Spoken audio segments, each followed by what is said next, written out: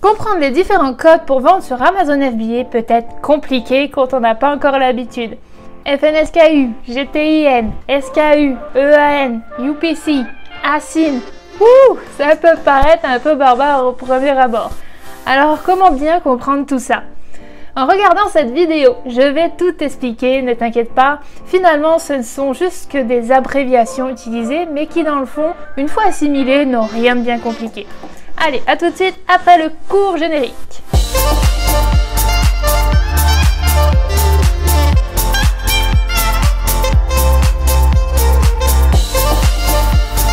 Salut, c'est Coralie de Destination Liberté Financière. Si tu veux monter ton business Amazon FBA, tu te trouves sur la bonne chaîne.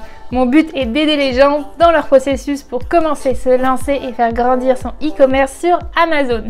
Bienvenue à toi si tu es nouveau sur la chaîne et bien sûr n'oublie pas de t'abonner. Effectivement, je vois sur mes statistiques YouTube que la plupart d'entre vous qui regardent mes vidéos ne sont pas toujours abonnés. Il y a seulement un quart d'entre vous souscrits à la chaîne. Alors pour m'aider et vous tenir informé, appuyez sur le bouton rouge juste ici. Alors, je vais t'expliquer aujourd'hui la signification et l'utilisation des codes Amazon. Et oui, tu ne voudrais pas te retrouver avec un lot de produits dans les entrepôts qui ne seraient pas identifiables, ou bien mal noter ton produit, ou encore ne pas réussir à créer ta fiche produit. On va décortiquer ça en 4 parties. En 1, la SIN, en 2, le GTIN, et donc ça comprendra les codes UPC et EAN. En 3, le FNSKU, et pour finir en 4, le SKU. C'est parti! Si jamais tu veux commencer à te lancer et comprendre la vente sur Amazon, n'hésite pas à télécharger mon e-book gratuit disponible en description. Alors, petit 1, parlons de la SIN. Cela veut dire littéralement Amazon Standard Identification Number. En fait, ça va être tout simplement l'identifiant de ta fiche produit sur Amazon. Pour comprendre, tu peux le retrouver ici dans la barre de recherche du navigateur sur chaque listing, chaque variation, chaque couleur ou taille. En fait, chacun aura son ASIN propre à lui-même. Si tu as Helium 10, tu pourras le voir directement sur les pages comme ceci.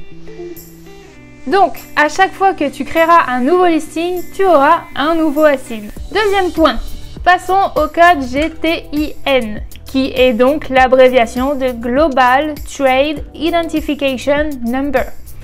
Ok, on va démystifier ça. En fait, tu le connais très bien, ce code GTIN. Oui, je te l'assure. Regarde ça. Et puis encore ça. Ça te dit quelque chose, non? Quand tu vas au supermarché ou que tu achètes n'importe quel produit en magasin ou en ligne, en fait, chaque produit a ce code barre collé à son packaging. C'est donc le code barre officiel de tout produit vendu à travers le monde. Donc en fait, dans l'application de ton business Amazon, pour qu'ils puissent mettre ton produit dans leur catalogue et donc pour que tu puisses créer ta fiche produit, il te faudra ce GTIN. Voilà où il faudra que tu le rentres. Ensuite, un UPC ou un EAN sera donc un GTIN. La seule différenciation et pourquoi on les appelle pas tout simplement tous GTIN, c'est qu'ils ont fait une différence de terme entre les codes nord-américains, qui est appelé donc UPC, et les codes du reste du monde qui sont donc nommés EAN. Donc ces trois codes sont finalement la même chose. Il te faut ce code unique qui identifie ton produit pour pouvoir vendre sur Amazon. Il légitimera ce produit et prouvera qu'il existe bien et qu'il est dans la base de données des codes barres. Alors, comment te le procurer? L'organisme officiel s'appelle GS1. Tu dois te connecter à leur plateforme, donc gs1.fr, .ca ou .com. Mais sache qu'un code acheté sur gs1.ca par exemple est valide dans le monde entier, donc pas de souci avec ça. C'est un service qui est assez onéreux mais qui est officiel et complètement sûr. En fait, ils vont te créer des codes uniques, jamais utilisés tout spécialement pour toi. Surtout, c'est celui qui est reconnu par Amazon, donc pas de problème avec les TOA. Il existe des façons moins chères pour à peine 10 $, tu peux te procurer des codes, mais honnêtement, je ne jouerai pas de ce côté-là. Je vois tellement de vendeurs sur les groupes Facebook avoir des problèmes lors de la création de leur listing où ils se retrouvent avec des codes non valides, déjà utilisés ou autres. Et donc, ici, si tu prends le risque de ne pas pouvoir créer ton listing car ce n'est pas reconnu par Amazon, Dans le cadre d'Amazon, il ne t'est pas obligatoire de l'apposer sur ton packaging. Par contre, avec ce code, tu peux vendre ton produit sur d'autres plateformes ou en magasin dans le monde entier. Donc si tu penses à faire grandir ton business en dehors d'Amazon, il faudra le mettre sur le packaging. Alors pourquoi ne pas le faire directement? Surtout que si tu mets ton EAN ou EPC code sur ton emballage tout de suite, tu n'auras pas à apposer le FNSKU dans la plupart des cas. Normalement, seul le EAN UPC suffit et a la même fonction que le FNSKU. Mais si tu n'apposes pas de EAN ou EPC sur l'emballage, alors le FNSKU est obligatoire. On en parlera juste après. Pour comprendre, un produit égale un code. Deux produits égale deux codes. Un produit avec 3 couleurs égale 3 codes. Un produit avec 3 couleurs et 2 tailles égale 6 codes. Quand vous allez générer les codes sur GS1, attendez 24 à 48 heures avant d'essayer de vous en servir. Juste le temps qu'ils rentrent dans la base de données. Voilà pour les codes GTIN. Passons maintenant au point numéro 3 et qui est donc le FNSKU. Donc ce code est complètement interne à Amazon et il existe seulement pour les produits en FBA, donc qui sont expédiés par Amazon. Il a été créé pour pouvoir gérer le système interne des stocks et des envois. En fait, il va permettre aux employés d'Amazon, lorsque tu auras une commande, d'identifier ton produit, à quel vendeur il appartient, etc. Donc ce code FNSKU est obligatoire à faire coller sur ton emballage produit si jamais tu n'as pas mis le GTIN, car ils seront incapables de gérer les envois à tes clients, car ils pourront tout simplement pas le retrouver. Aujourd'hui, dans la plupart des cas, le code barre fabricant, donc le GTIN, sera utilisé par défaut par Amazon si tu es enregistré à leur registre de marque. Donc si tu ne la poses pas sur ton packaging et tu veux utiliser le FNSKU, tu devras faire le changement des préférences dans ton seller central. Je conseille de ne mettre qu'un seul code barre pour faciliter la tâche et éviter les erreurs qui peuvent être effectuées par les robots. Donc on choisit, soit on met le GTIN, soit on met le FNSKU.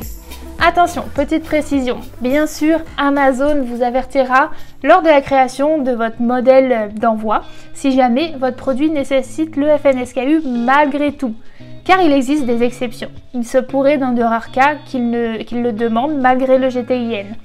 Mais dans ce cas, collez juste l'étiquette par-dessus le GTIN, tu le verras lors de la création de ton modèle d'envoi. Où trouver ces étiquettes FNSKU si finalement tu en as besoin? Tout simplement lors de la création de ton modèle d'envoi dans les entrepôts d'Amazon, lorsque tu rentreras tes informations, etc. Bref, intégrer le GTIN au packaging est juste bien plus simple et en plus, sinon, soit il te faudra imprimer les étiquettes toi-même et faire passer les produits chez toi pour les coller, soit récupérer le PDF et les envoyer à tes fournisseurs pour qu'ils les collent sur les emballages, après peut-être qu'ils te demanderont aussi un petit frais supplémentaire, soit le faire par Amazon lors de la réception de ton produit dans les entrepôts. Mais là, pour le coup, les frais d'Amazon ne sont jamais cheap, comme on dit. Ok, passons maintenant au 4e point et dernier point, le SKU. Donc c'est un code interne que tu peux créer toi-même pour identifier ton produit, pour en fait savoir et retrouver par exemple dans tes rapports de quel produit on parle. Pour être simple, c'est le petit nom que tu donneras à ton produit. Essaye quand même de les faire identifiables. Par exemple, si je reprends mon exemple de hula hoop comme dans plusieurs vidéos, je mettrai hula hoop-us-pink. Ou un jouet, tu pourrais mettre jouet clown-bleu. Et si tu as une taille précise là, ici aussi. Enfin, à toi et ton imagination et ta façon de noter les choses. Si tu ne rentres pas de SKU que tu vas retrouver ici lors de la création de ton listing, c'est correct. Par contre, Amazon te donnera un nom par défaut qui sera une suite de chiffres. Pas très facile pour s'y retrouver par la suite quand tu auras plusieurs produits. Enfin bref, vidéo assez compliquée à monter, je vous l'avoue. J'ai essayé d'expliquer tout ça de façon le plus claire possible. En tout cas, j'espère maintenant que vous comprenez mieux tous ces termes. On fera une vidéo prochainement sur les incoterms comme les BDP, EXW, EOP, etc. Ça vous intéresse? Dites-moi ça en commentaire pour pouvoir prévoir tout ça. Sur ce, laisse un pouce en l'air si tu as apprécié et appris quelque chose aujourd'hui. Un petit commentaire, ça fait toujours plaisir. Et abonne-toi en activant la petite cloche si ce n'est pas encore fait. Et à bientôt à toute la communauté québécoise et française. On lâche rien. Ciao, ciao!